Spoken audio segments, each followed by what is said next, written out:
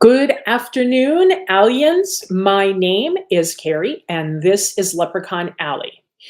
I'm here to take requests for live astrology readings based on your day of birth and your year.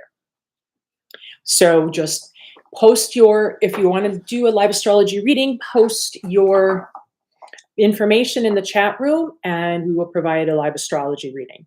In the meantime, we are talking about today we started talking about the Joe Biden's chart and his relationships and when he is actually going to go through a major change in his period in his life and what that may look like with other people. So we're just going through this exploration, trying to figure out what people may be involved in how his relationships change to them. And there are a lot of other important aspects that we need to discuss.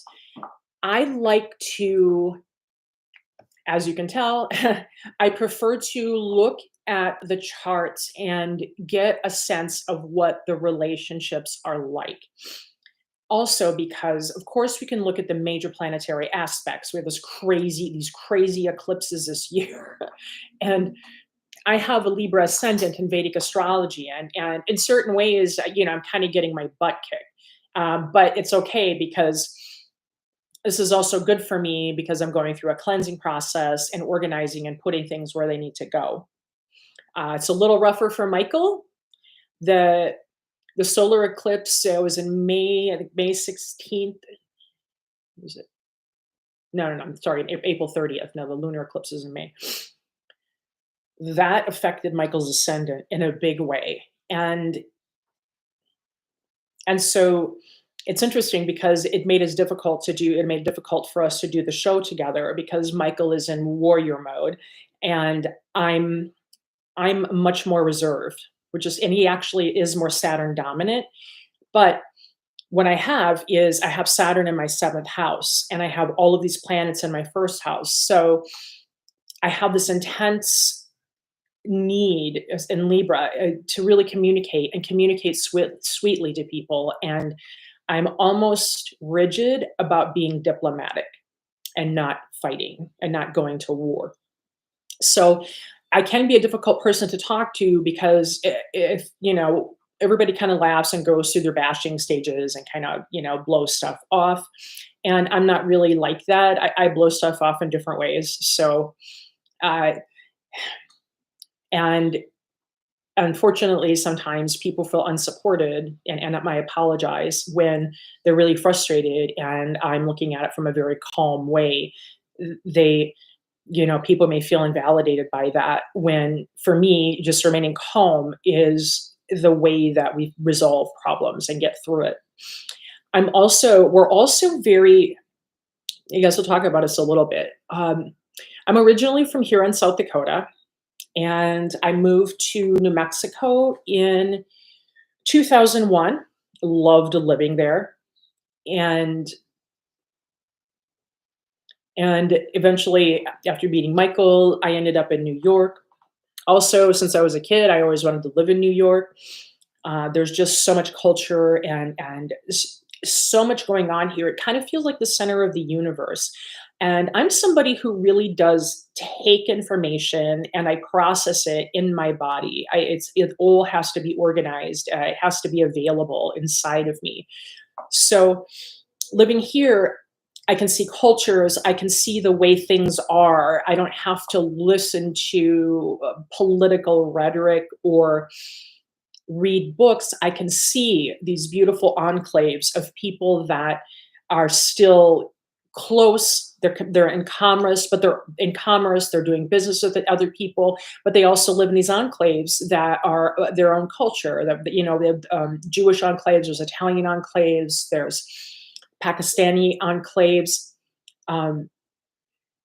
Afghanistan. I mean, incredible. And the thing is that when you're connected to your culture, what's so important is that you have this developed sense of being accountable to your culture, to your people. And because that becomes well developed and you have a sense of responsibility to each other, it's actually easier to have empathy. I know that we think of that in terms of, well, when you're too isolated and some things can kind of get rigid and all of that. Oh well. But at the same time, there's the skill set to value other people. So that's very important. Um, the culture that I came from a lovely family. Don't get me wrong, and my family is probably. I always felt like we're like the kind of an extension of the Romance cultures. There's just this warmth and this desire to incorporate people into our lives, to be around, to connect and celebrate and value others. Unfortunately, though, or kind of what happened is in the Midwest, we have so many European mixes. Like I'm a whole bunch of stuff. Like the majority is Scandinavian. There's like some mix of Swede, Norwegian, and then it's French and Welsh and Dutch. I think some German. Yeah, we had family that came here from Germany, but they had actually migrated to Germany from Norway. So we're not entrenched in our culture. It's that we created a whole new culture and a whole different culture based on living with other Northern European individuals, along with the indigenous people that lived in the state. And of course, we know I won't be able to keep a straight face if I get into it too much. So in New York, there's so many people that are connected to their history, and yet at the same time here is like the middle of like indulgence, Wall Street, opulence, like the pinnacle of the greatest sins on the planet. It's it's like Las Vegas is a place for like regular people to go blow off steam and kind of not care. But Wall Street, wow, that's but the thing is that I'm here and I can see how people relate to it. And it does give me a sense of kind of the pulse in the planet. I feel more connected here than I've ever been, even though I have to tell you, when I go back to visit my family in South Dakota, it's so quiet there. When I sleep, excuse me, when I sleep, I end up sleeping for like undisturbed for like 14 hours straight because they don't have all the pollution and everything that's going on. And when there's, a more dense population. So last time we were talking about, oh, and I was also going to say as well, Michael and I are both very, I guess you could say like kind of Marxist leaning in certain ways. Like I'm not a big it. By the way, it can be very confusing because what's happened is, politicians have taken ideas from other philosophies, and then they've twisted them to sound like it means something good. And we know that it's propaganda. When in fact, what they've done is they've abstracted information from a philosophy to, promote their agenda, which we all know. So the truth of the matter is, small government, more Marxist leaning, they actually believe in smaller government. What they actually believe in is the practice of local control of commerce, local ownership of business, community, all of that. And believe it or not, libertarians actually support that. And the wages are based on, I mean, it's still a capitalist enterprise. There's still exchange, there's still trade going on. It's just that the decision about how the profits are distributed are made by the employees because it's employee owned versus one person getting everything and treating people with contempt. So, and what we're really fighting against when, for example, when politicians talk about, smaller government, it's completely delusional because they're crazy about the military. They're crazy about all of these regulatory agencies that we have, the police and all of that. And I love the police. I love military individuals. Don't get me wrong. But their focus is on punitive measures. That's definitely not small government. When you're imposing on me, when I feel like I just have to be careful with everything I do, especially when I'm an inherently nice person and manage my stuff just fine without anybody telling me what to do, which most people are, by the way. So some of that becomes frustrating. Or then they focus on his hatred of God, the hatred of a religion. And if we allow Marxism, like Marxists, some Marxists are atheists, some aren't.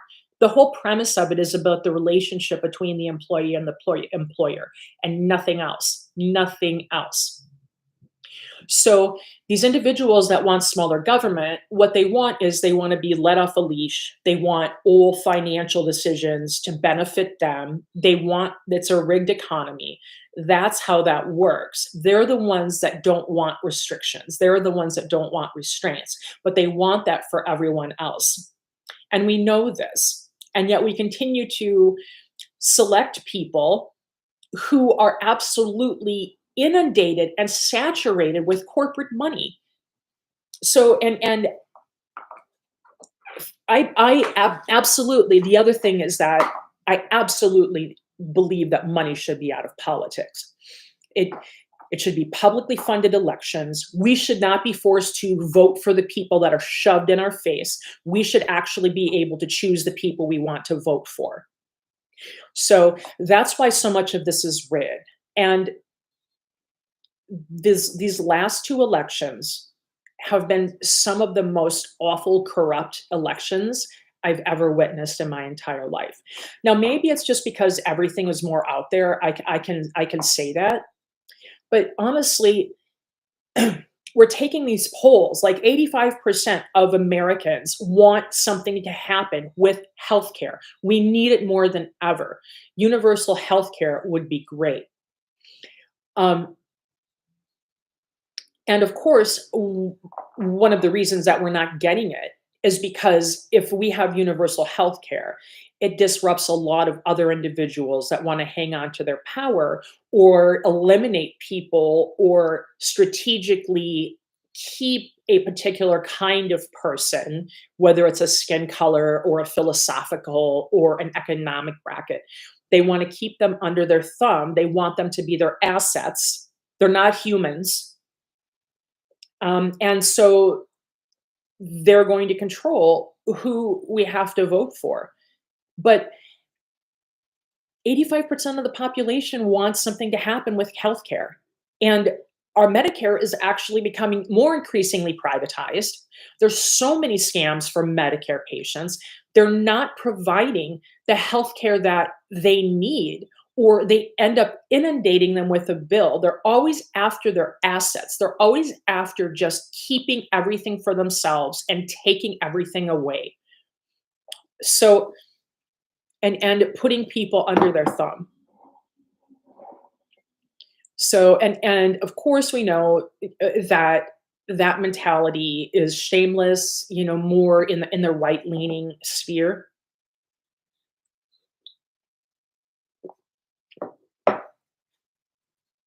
And it gets very frustrating. But at the same time, everything has a place. There's a purpose for everything. There's a reason that people are the way that they are, and we're all here playing a role. And so when I'm looking at individual charts, I do have opinions, I do have feelings, I do have preferences. And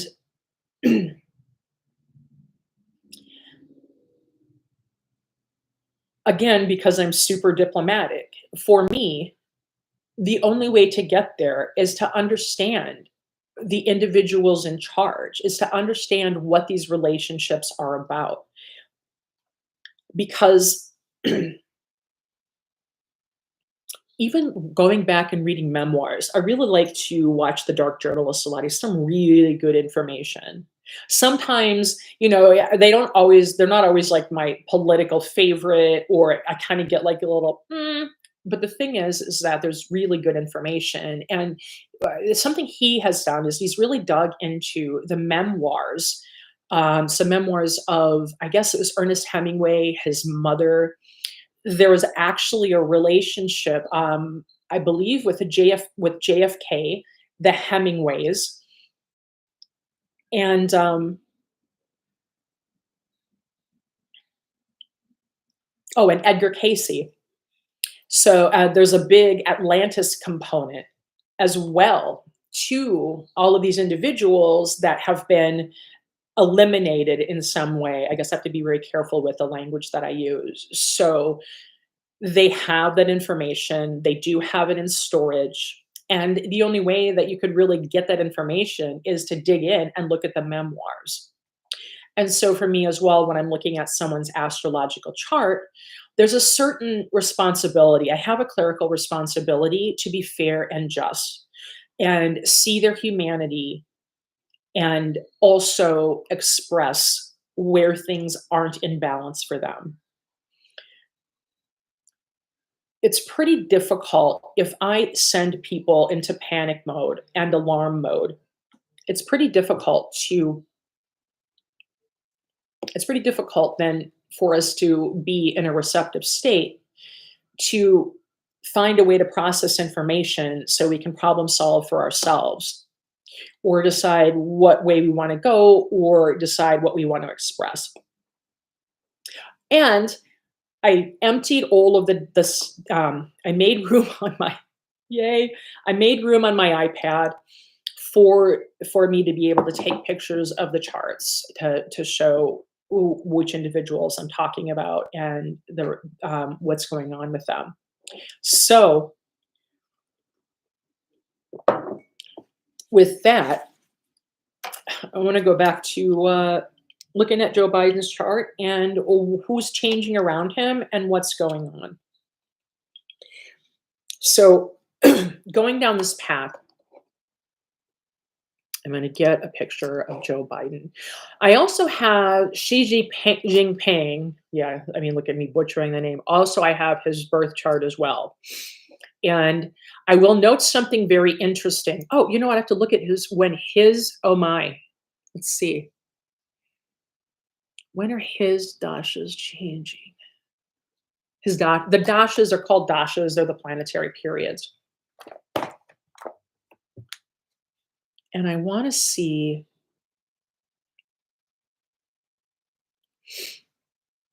And before I start this, I also want to give the dignity of saying that toward the end of July and August, there are some other planetary effects that I want to explore and express a little bit more. And of course, I also do listen to other astrologers' interpretations, because it's my process. I do go through a process where I listen to other people, I walk around, I think about what that means for me, or if I have further questions, or what I would want to look at more in another individual's chart. I always, because I have this Libra ascendant in Vedic astrology, I have this tendency for extreme partnership. So I always need something to respond to stimulate my creative mode.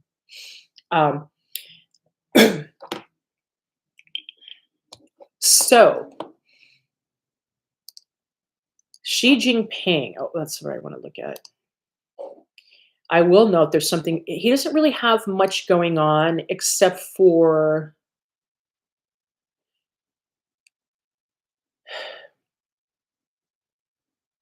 so Xi Jinping, a major planetary change event happened in his life relative to him.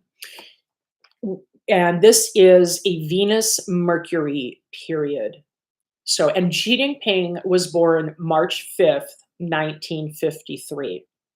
So the first thing I can say about, or March, not March 5th, March 15th, 1953. So the first thing I can say about he and Joe Biden in relationship, I can first talk about their relationship astrologically using the Western and terrestrial combination. So Xi Jinping is Pisces, year of the snake. Joe Biden is a Scorpio, year of the horse. They're both born in years of water, and the natural element of each Chinese sign is actually fire. They're Michael had talked about this before. They're the demons. That's the demonic portion of the sign, which doesn't mean anything but separation from God. Um, a a desire to be separate, God experiencing itself in 3D, in three dimensions. So the horse, just these two combinations will,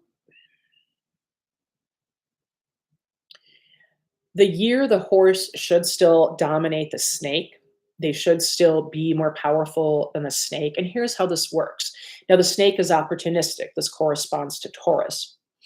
So they're waiting. And I have to say something very interesting. I should probably look at Mao's. I know I'm talking about all these really heavy people and it's scary. I'm saying their names, but I gotta look at the chart and I know everybody hates them, or or maybe they don't, maybe they don't. But I think that it's interesting that their economy, well, I probably could look at China's birth chart, but I only have like a little over an hour to do it. Um,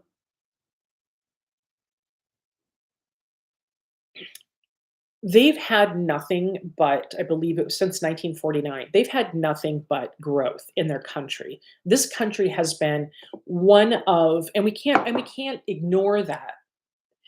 It's been one of the fastest growing economic countries, probably in the history of when we could know or the information that we have based on when we believe history started. So with a snake, that would make sense. They would actually be very interested in comfort.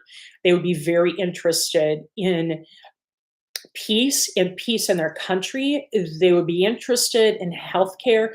They would be interested in development. They would be interested in the well-being of themselves and their individuals. Now, it may not come from the best place or the most ordered place, but here we have some idea of what's happening.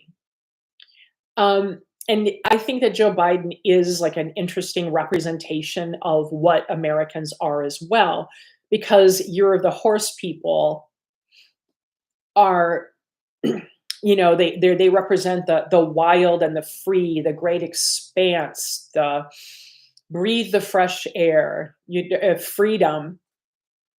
So I think that's an interesting sign to have. And what was Teddy Roosevelt was also, is a Scorpio. Was he a horse?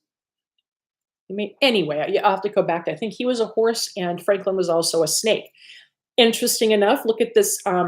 Franklin Roosevelt, FDR, is an Aquarius, year of the snake. And look at what he did in terms of Social Security and creating, pensions and getting everything together and getting an economy that is useful for, well, Aquarians, for society, for the benefit and the good of all humankind. So, but the snake and the horse, there were also natural enemies. So there's enmity and difficulty. And the challenge here for Joe Biden is because Pisces is going to take a Scorpio mentally any day. That's kind of an issue. They're much, because they're flexible and they get around. And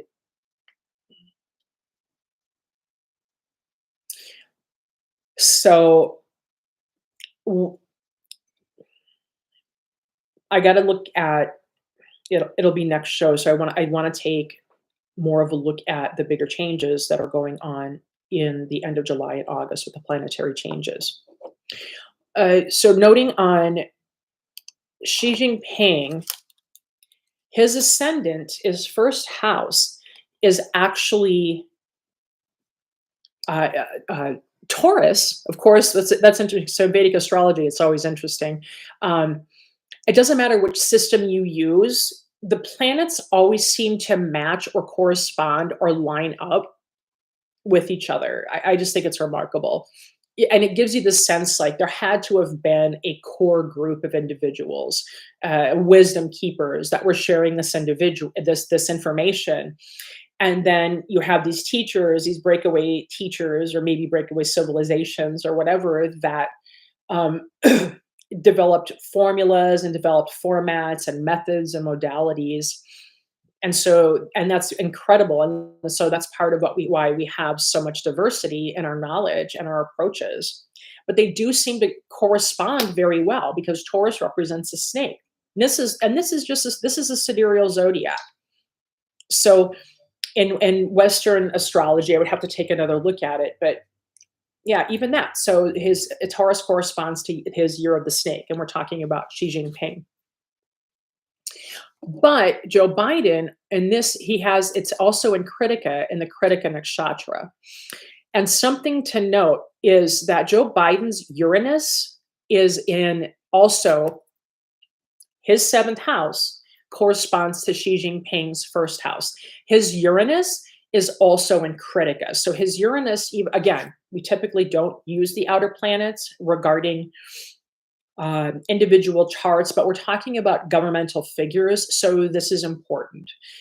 Uranus is, what is that? It's an inventive planet. It's a planet of technology. It's revolutionary. It's radical. It breaks things up. It creates and does things for its own purpose. So we have this conjunct Xi Jinping's chart, his ascendant. So what does this mean for Kritika? What does that mean? And actually, you know what I'll do is I'll go this route. First of all,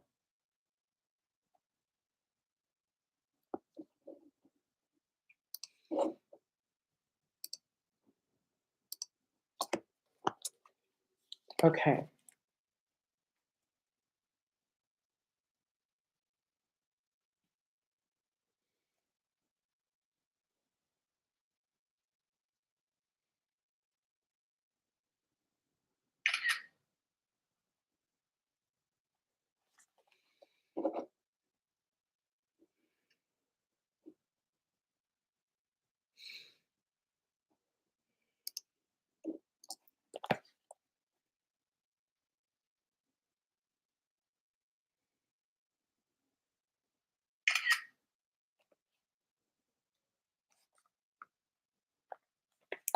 All right, let's see how this is going to work out for us now. That darn light. Gary, let's see. Can I little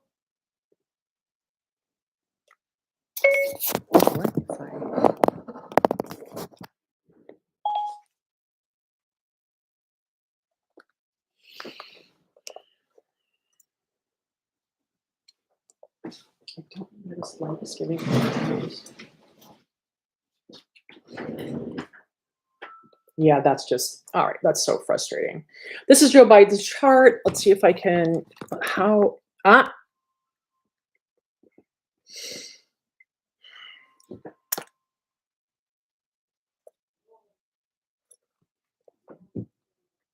okay, this is Joe Biden's chart. He is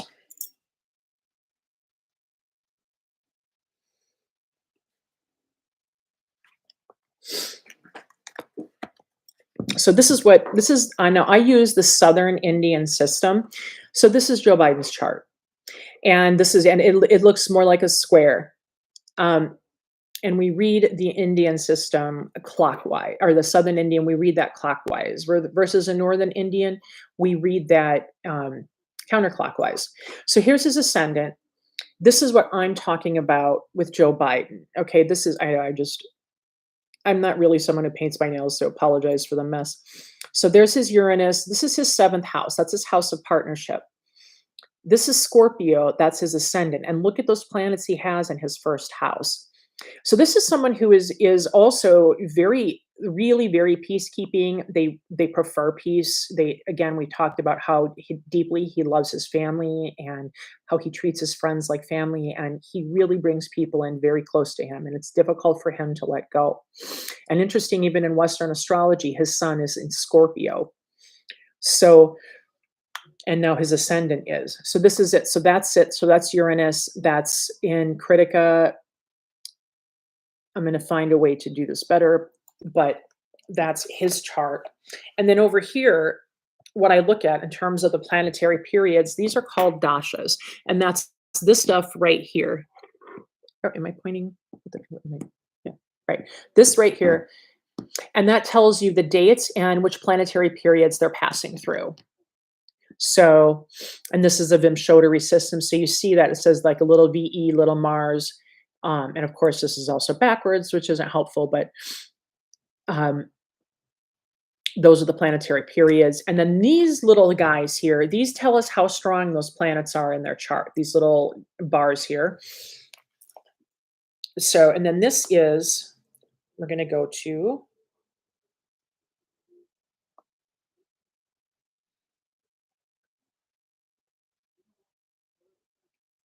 did I do it?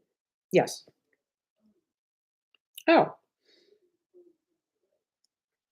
right. That's Joe Biden. That's, no, there, more like that. So there's Joe Biden. And then, oh, that's my backyard.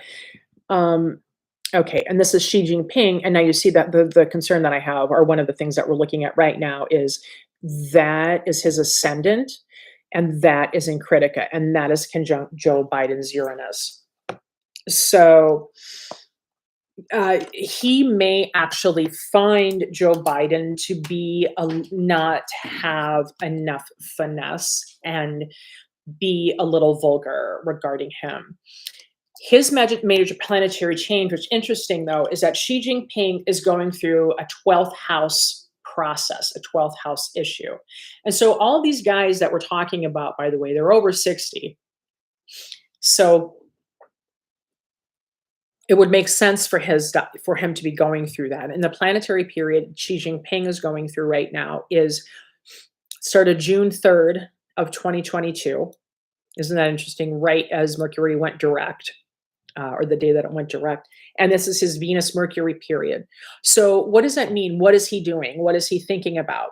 Well, one of the things I also want to look at in his chart is where his Saturn is, because we're talking about dealing with government issues. And also, where's his Jupiter? Well, golly gee, his Jupiter is also in his 12th house. So even though that's not his planetary period, he has Mars and Venus and Jupiter in his 12th house, which is also Aries. So it could be an indicator that this guy is going to leave the planet going to war. However, with Venus there, Venus is going to it's not really happy in that spot. It's kind of getting its butt kicked at the same time. And also the ruler of the snake and the ruler of the ascendant is Venus. So the ascendant, his ascendant planetary ruler is actually located in his 12th house. So this guy wants everything to be beautiful and peaceful from start to finish. Part of the problem that we're having with him in terms of, hi, Gigi, welcome.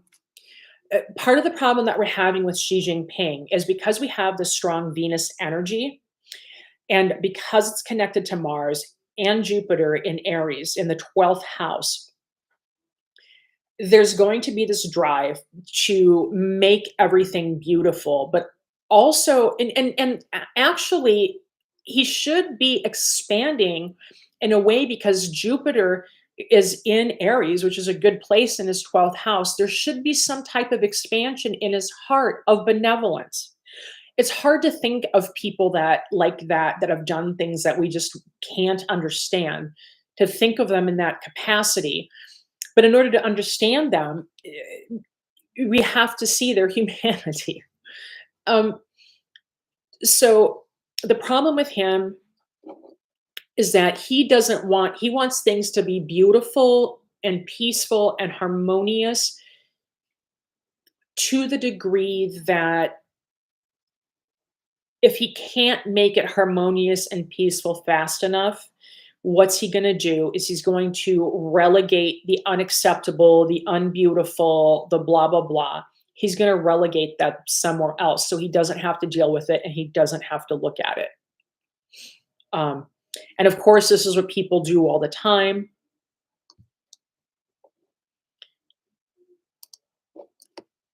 And and here we are, by the way, we are absolutely saturated and tied and entrenched and enmeshed economically with China. If we stopped commerce with China, with this country that, some people actually want to go to war with, and of course, there's also the issue that maybe the Chinese want to go to war with us.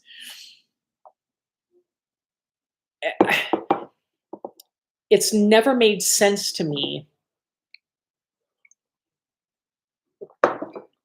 why we would put ourselves in that position. There's a certain, I mean, it's obvious there's a certain hubris to this, and it makes absolutely no sense to place some of our most important manufacturing and vulnerable issues in the hands of a country that's our enemy. And I have to ask myself, these corporations moved overseas because they wanted cheap labor. And by the way, that's the other thing. The price of labor is going up in China. They are demanding more wages. I don't know how economic improvement is possible for a country if the leader is pure evil the way that the US uh, portrays him.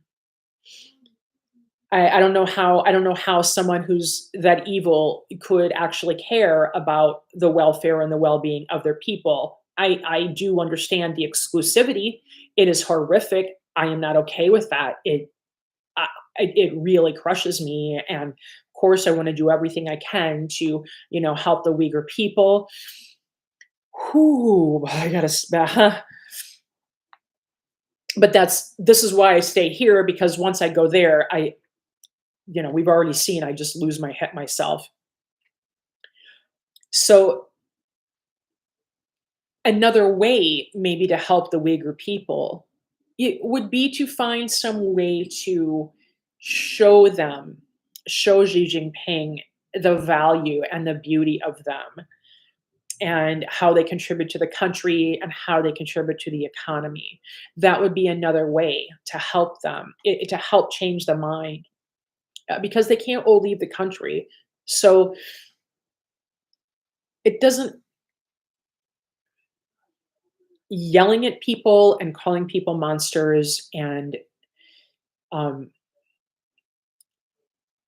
this treating them as though they're not dignified individuals is not going to get them there. That does make it worse for the individuals that we're trying to help. So he doesn't he doesn't really appear to be pure evil. He's definitely a dictator. That's very much the case. He has Saturn retrograde in his sixth house. So he works, his government right there. That's what he does. That's his job. Government is his work. He works very hard. That's what he does. That's all he does, by the way, is work. And let's look at,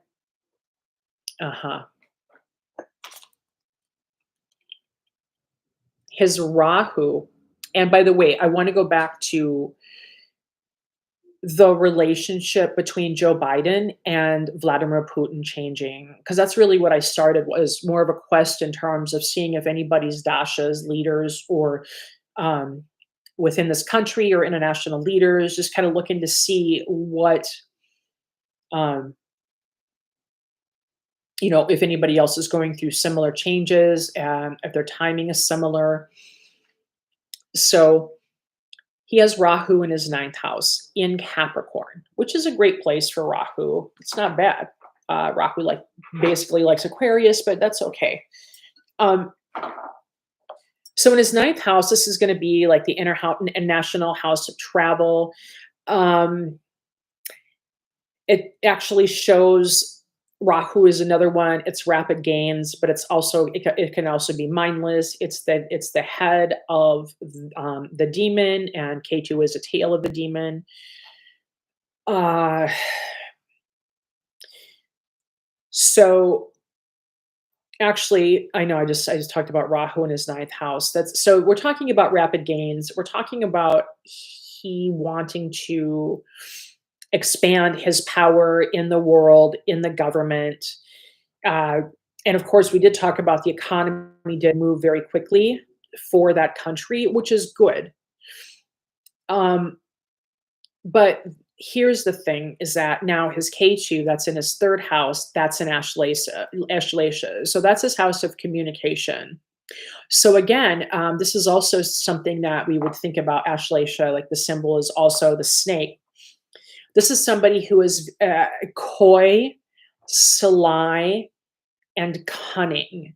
But the problem also here is that this is also a sign that represents someone's femininity that is not fully developed. So I would also say there's a certain level of immaturity and blindness. And I would say this K2 and Ashlesha, that's where you're going to see because it's also the house of siblings. But I would also say that in terms of the country, we could look at that as well, his relationships and as a leader, that would also be his brothers and sisters. So there would be certain populations, again, that would not be acceptable for him. So he would just, K2 represents separation. So he would separate them from the rest of society.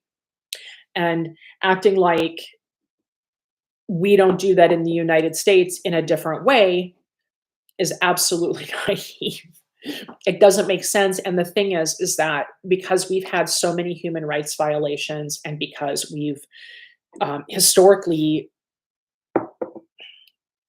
flipped so many governments that were democratically elected, we're losing credibility. And it's this greed of the corporations in our country. It's these greed of malignant capitalism. Let me call it that, because I'm not complete. I'm not completely. I'm for responsible capitalism. I'm for a sense of responsible order and organization that makes sense. Um, it doesn't make sense that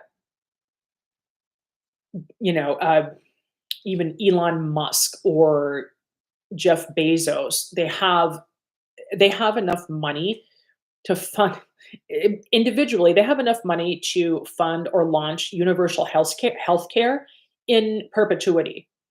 How much sense does that make? What are they doing with it? They're going to the moon. It doesn't make We go through a period. This is what can be difficult. And in our legends, historically, what has happened? We look at Atlantis, we look at Lemuria. I'm still trying to figure out Tartaria, or if but there's in the story there's always looking at Edgar Casey, referring to them, referring to Rudolf Steiner. There's always a case where our technology and our hubris and our ego, they excel and expand beyond our spiritual growth. And so looking at that at large, it doesn't make sense to leave people in hunger and disease and just forget about them and then just decide, well, we're going to go to another planet. Well, now we're going to go to Mars. Maybe we'll colonize Mars.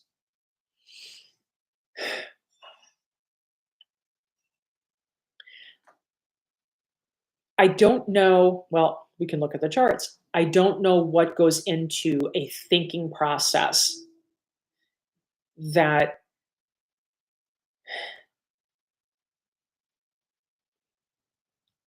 well, they live in a bubble. So, and once you get there, they live in a bubble. There's security, they choose their access, they're heavily guarded.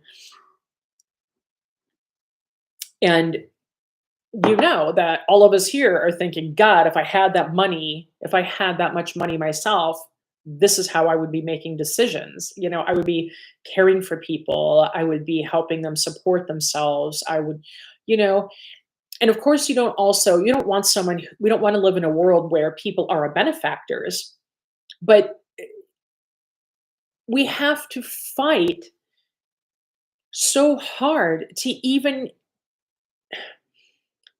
get a chance to compete at this point. You know, when people like me, people probably that watch this channel, we're not isolated from the rest of the world. We're not living in gated communities. We live in this in between culture where some of us are really skilled and advanced, and we're staying in that culture to help other people grow and become skilled and advanced.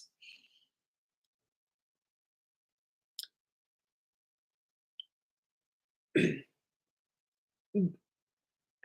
don't know, maybe gated communities should be outlawed, maybe that. No, I wouldn't do that. Listen, when we get older, when we get elderly, and it's too much work to do, it does make sense to live in a gated community. But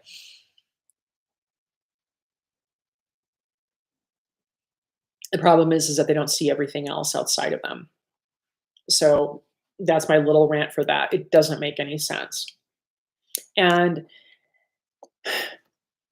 it also selects, our economy also selects the things that are allowed to go to market, the inventions. We Everybody should watch. It's like what, 25-minute video. If you haven't, who killed the electric car? I have to go back and watch it too, because like I have all this information, but then I forget certain details and names because it's always in this flow and this thread of conversation. But way back when, in the early 90s, was it the EV1? There's this gentleman that created this battery. It's some type of ion battery. It's incredible. And what happened was, when the corporations came in, or a corporation came in, they found the guy, they paid the guy, you know, a good sum of money for the battery, and then they just put it, they classified it. There's all this technology that exists that's been classified by the US. And yeah, and by the way, you know, there is just a little FYI, Mars and Jupiter and Venus are located in Pisces right now, in the US charts. So we also know like what's going on right now is that so it's going to be an indicator of oil. So we do have stuff that's going to be exposed about oil, but we do have such a huge issue right now because the oil companies are really consolidating and really looking to dominate the world. And so that's part of the issue that's going on. And you have to think about, if you I said it was, I think it's Chevron. Yeah, Chevron. They owe Ecuador $9 billion. And you remember, let me put, why can't I think? Steve Dozinger. He won the fight because Chevron went in and destroyed the environment in Ecuador, and he beat them. He beat them in court. It took many years, and they wouldn't allow the trial to take place in the U.S. So he allowed Chevron to choose wherever they wanted their trial. And they thought that they would get a more favorable outcome in Ecuador. So that's where it happened. But it turns out that Ecuador ruled in the favor of the indigenous people. They killed thousands of them. Like we would, you know, exterminate bugs. And instead of Stephen Dozinger, and so instead of paying them, and instead of the US doing something about it, intervening, they somehow paid this judge to, and they created a charge against Steven Dodzinger that he somehow conspired with the judge in Ecuador to receive the favorable outcome that he received. And we all know what Chevron did.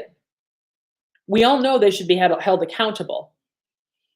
And yet somehow they feel indignant about having to be accountable for their behavior. They don't have to. Nobody gets to tell them what to do. And so what Steven Donziger sits in his house now under house arrest because what they did was they tried to subpoena his cell phone records. I mean, these people are evil. They tried to subpoena his cell phone records, and he refused to give them to them based on, and his computer records based on what's true, attorney-client privilege. Anybody else would have thrown this out of court, but they found a judge, they found a way to only have the trial based on what the judge decides. And of course, this is a judge that's of the I can't even think of he's a Supreme Court judge that really shouldn't be there. There's not the female, the man, but I can't think of his name, but yeah, so she's in that camp. She's of that mentality, and they're of the mentality that, they basically want to turn the US into a corporate theocracy. So anything that makes sense for regular people, they're going to destroy.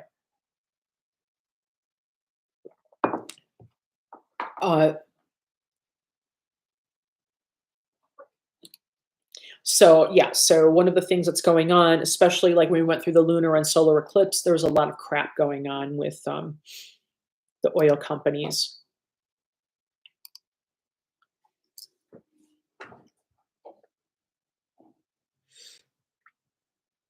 So he's not going through, we're not seeing any major changes with him.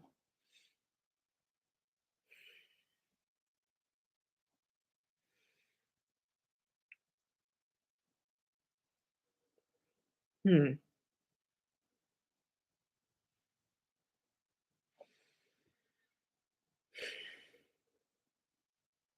So yeah, we're not going to see any major changes with him until April 3rd, 2025.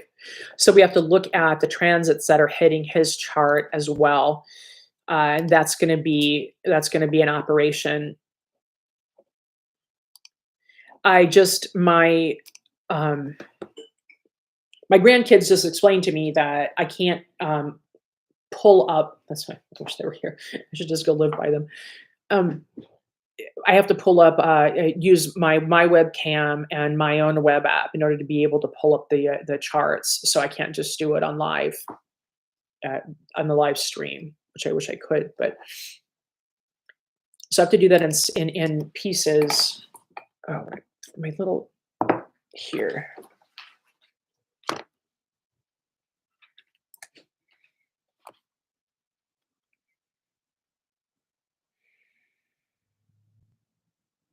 Okay.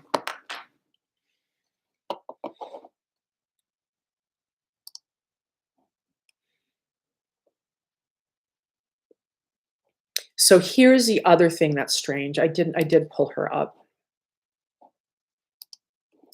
I'm gonna go take a little peek at Kamala Harris.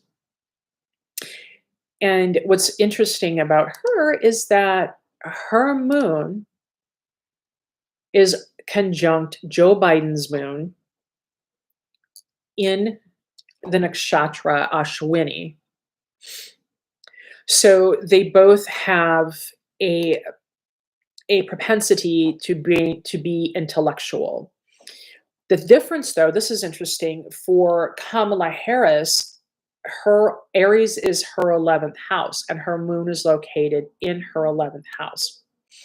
Joe Biden's moon is located in his 6th house, in his house of work, versus Kamala Harris, her this is a house of friends, of affiliates, of people you're surrounded by, also maybe your older siblings. Um,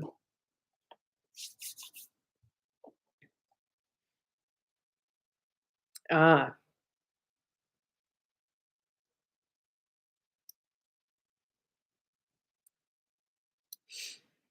so right, so this is an indicator of prosperity. So here,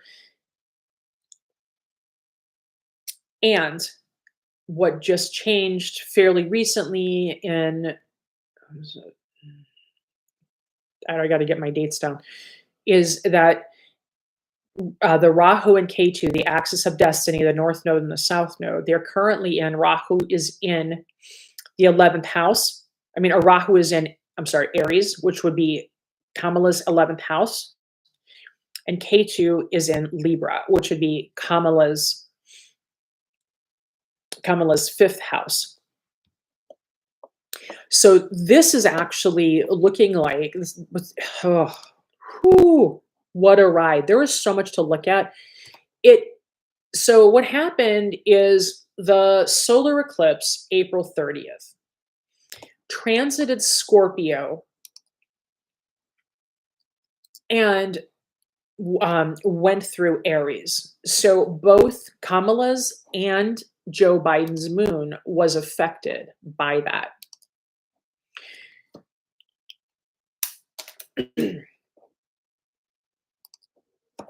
So it almost, when I'm looking at, I got to look at her major planetary change too. When I'm looking at his change in September,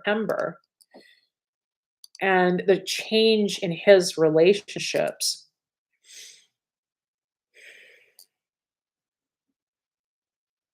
wow, and she's actually in a Rahu period.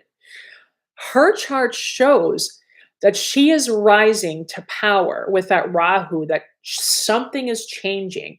She is rising in some way. She's advancing in her career, and it may, oh God, I didn't want to say it. It may be short-lived.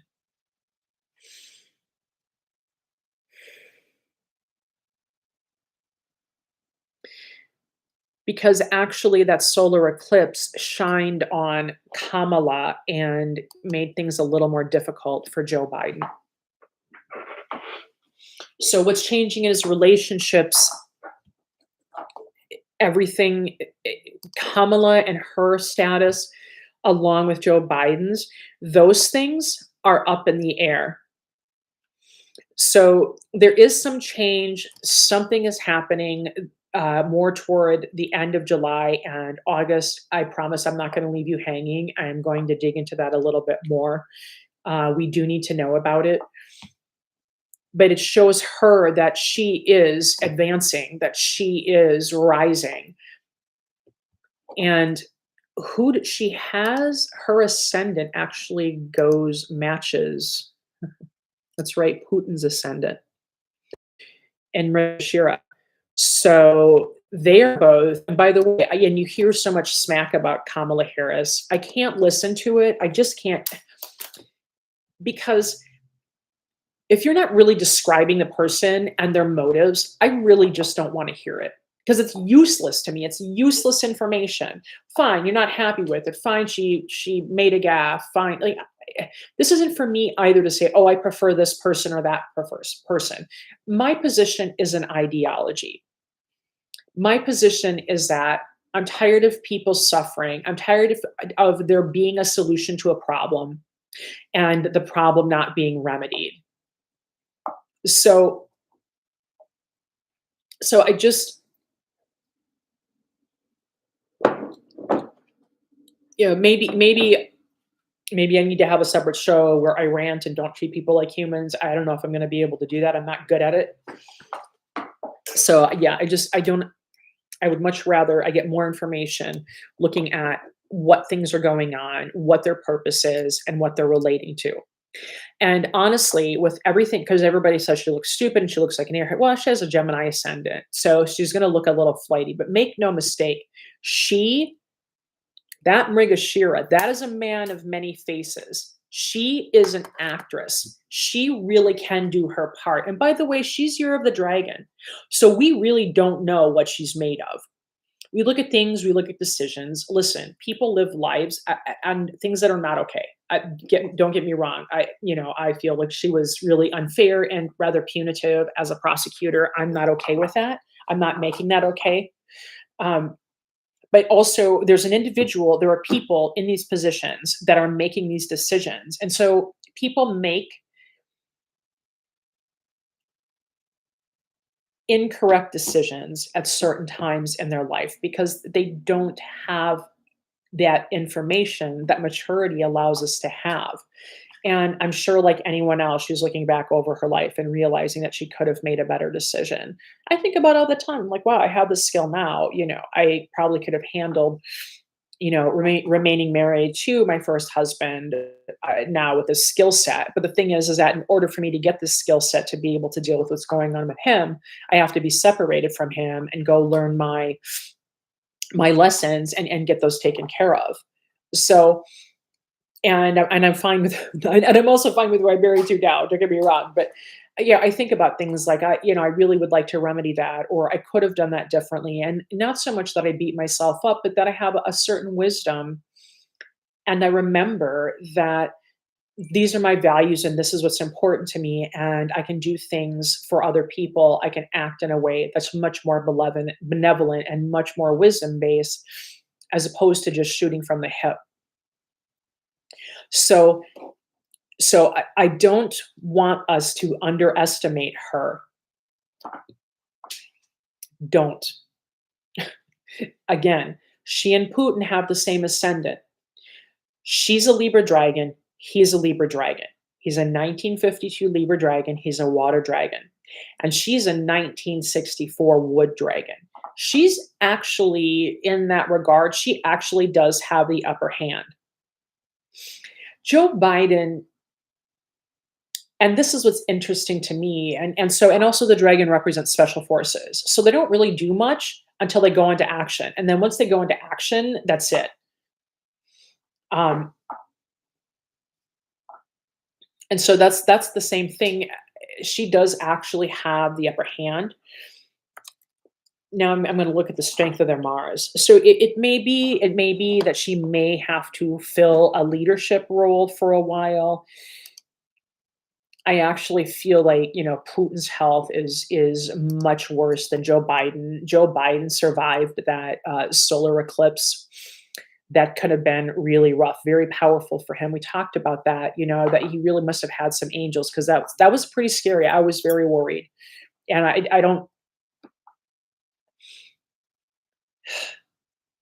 It's difficult for me to talk about because I know that I have a responsibility to convey that information, and I don't want to disappoint anyone. And well, a lot of us feel that way, but it's still my responsibility. So he dodged a bullet here, but there may be some change in power. There were indicators actually that, um, especially with where Rahu is, that when the eclipse went through Aries, because Rahu's in Aries, when it went through Aries, there's indicators that he may decide to yield his power or submit to a powerful woman. He may be in a position to have to do that. That hasn't happened yet, but the activation has happened. So there could possibly be a change of seats or power in the presidency. Mm.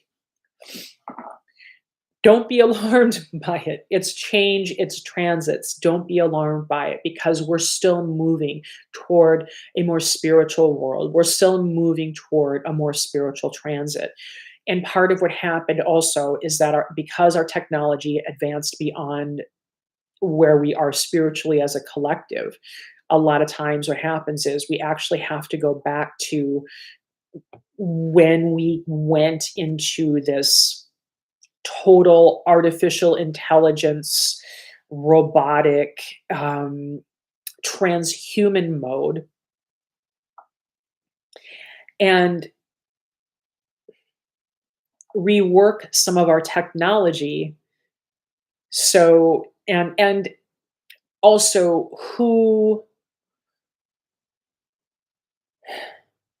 observes and supervises technology and how it advances.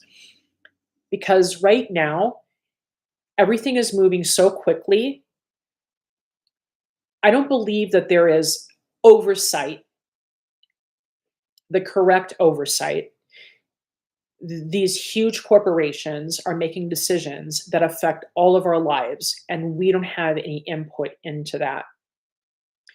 And what happens is when our technology advances beyond our spirituality, there can be an event that will shake us up and will put us back to a reset point to where we have to go back inside and build everything and put it together the right way. And it's the same thing, right? We don't want to build you don't build a castle on sand.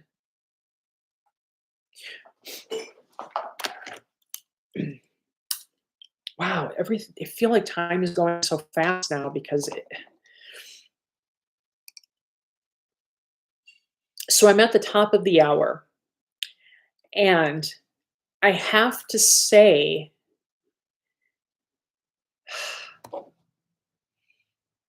it's kind of looking like I know I don't want to trigger anybody, but it's actually kind of looking like the person that's going to take Putin on will probably be Kamala. And that's why the relationship between Biden and Putin will be changing so dramatically. Or it looks like she's the person for the job. It's Let me look at her Mars. So she's a really strong Mars. Whoo, mamma mia. Oh, and she has a weak Mercury. That would explain a lot of her gaffes because I can appreciate that. She has Mercury and Swati. That's where I have my moon and my Venus, and that's actually the nakshatra of Gandhi, and also yeah, Gandhi. I think Nelson Mandela's in Vishaka in Libra as well. He's also peace and communication. All of that goes really well, and you see that if I can't find a way to communicate sweetly or beautifully to people, I I get really stuck in my vocabulary. So you're going to see it with the Swati. She really does want to be diplomatic. She really means to be. Um, but her Mercury is weak and it's underdeveloped, as well as her sun, her spiritual life. And I think this is very interesting because she would if she does need to take a little time to focus on her spirituality. Oh, JG. Oh, I'm not the only one.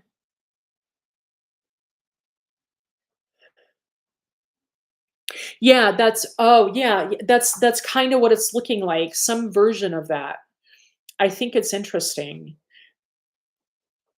because it doesn't really look like for me, I wouldn't when I look at him changing into his house of partnership, to me that doesn't, Saturn in the 7th house, it could cause delays, it could cause a few things, and maybe there is I could say, yeah, maybe he does have to really take care of his heart. Maybe this is when he really has to pay attention to that because his sun is in his first house. But what I think is interesting about Kamala Harris kind of having a somewhat undeveloped or a weaker spirituality or a tendency to not be as focused on that is is that her grandfather, her mother's father, was a revolutionary. He was a Tamil Tiger, mm, and he was also fighting for human rights and justice. So, and she has a really noble, beautiful ancestry, and I guess her mother is a cancer researcher. So, I'm really hoping, right, with this Gestalt that, and then her father is Haitian. I'm really hoping that with this particular Gestalt, which means it's a mindset, like Gestalts get hardwired into our DNA, and we do pass that on to our children. So, I'm hoping that that will be activated. But her Mars, though, is very well developed, and maybe that's just what we need. Maybe that's what we need for the moment. She has a strong Mars, and her Mars is in her second house. Oh, also in Ashleisha, so that's interesting. So she likes to be very careful and methodic about how she organizes and about how she goes to war and who she talks to, and she's very money. Oh, that's her, the Cancer, money, opportunity, all of those things. They're very important to her, and she's tough. But also, there can be, right, while she's spiritually kind of undeveloped, there's a certain immaturity as well that goes along with it. Um, and she may actually be attracted to men who aren't as strong as she is. She may prefer someone who's more of a shrinking violet, interestingly enough. But that might be what we need. And of course, Putin, he has K2 in Asleisha as well. So her Mars is conjunct his K2. And I just think it's mind-blowing that they have the same ascendants. So now his sun, isn't this interesting? And is also not very well developed. It's not particularly strong. So this is called the Shadbala. I do like to look at how strong the planets are because that kind of also informs how they're going to operate. So he has a weaker sun too, so his spirituality is a little undeveloped. And also with K2 in Ashleisha, that's going to be a strong indicator as well because K2 is also about separation. So he and K2 is sort of like the final liberation. It really indicates all the skills and the abilities that we've developed up to this point in the past. The moon is more of an indicator of past life, but the K2 kind of is the skills, and then Rahu is kind of who we're here to be. So his Mars, though, his Mars is actually, let's take a look at Biden as well. Right, so Biden's Mars is not as developed. I mean, it's okay, but it's not as developed and strong as Kamala's is. Really interesting. But Putin does have a very well-developed Mars. His Mars is actually in Sagittarius. So again, it's in Mula. Mula is a nakshatra that talks about roots. So for him, going to war is about him identifying with his roots. He believes his world and his roots, his origin, is something other than what we think it is, which involves Ukraine coming under the Russian Empire umbrella. And we do know that so much of what's going on has to do with oil. And he is, of course, looking for a pipeline because Russia has oil. He's looking for a pipeline that is easy for him to be able to also transport his oil peacefully. I really have to dig, this is something to dig into as well, worth talking about. All of this war is going on because we want to prevent him from selling his oil because we're trying to crush the economy in certain ways.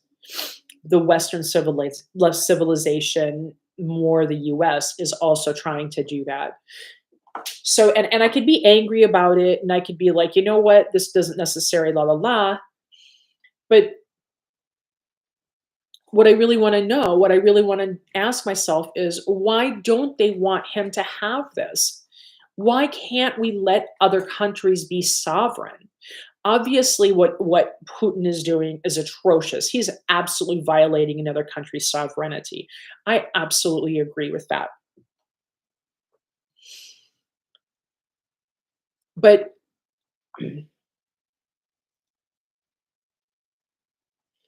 before all of this war started, there just doesn't seem to be any respect for the sovereignty of other countries. And unfortunately, this is the late stage malignant capitalism. That's what I call it. Like the goal is ultimately to crush your opponent.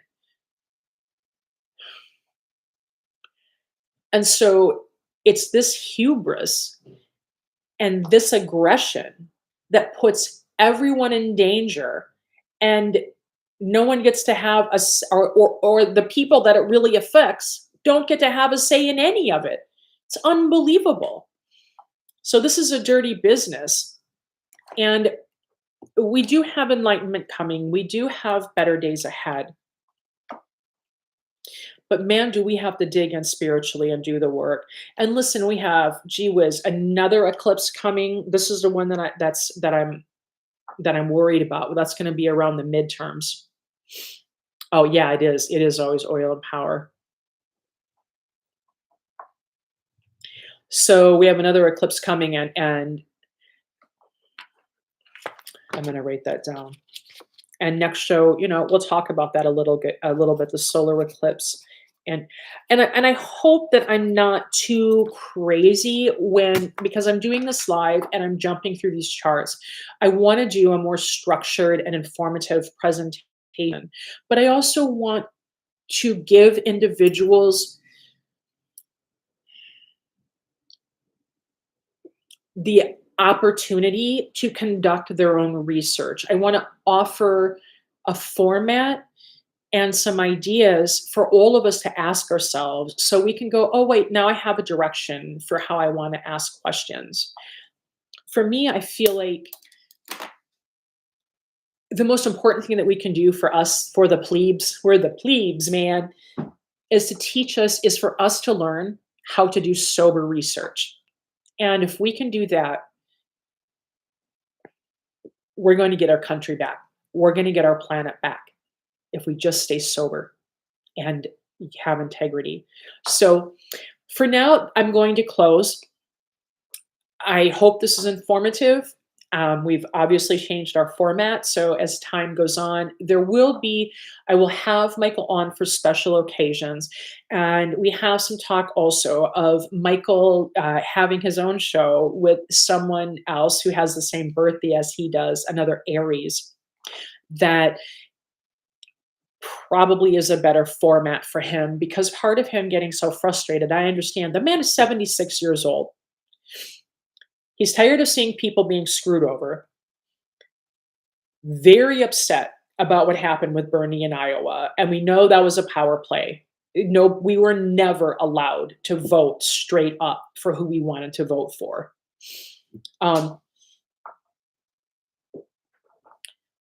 That's how they do things. It doesn't do any good to linger in that. It's like, well, if that's what we know, then we have to take counteraction. Then we have to bring our power back.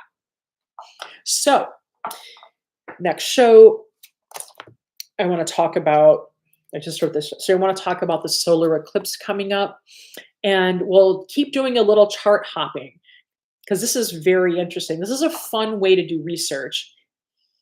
And I do have to calculate and figure out a better way to get those charts up to show. When I want to do the live show, I want to do it live so I can have participation.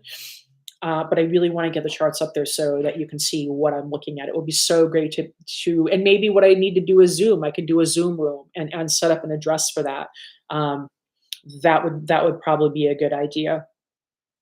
So, and then I can send out invites. So for now, everyone, travel light. Thank you for joining me. All my love, and travel light.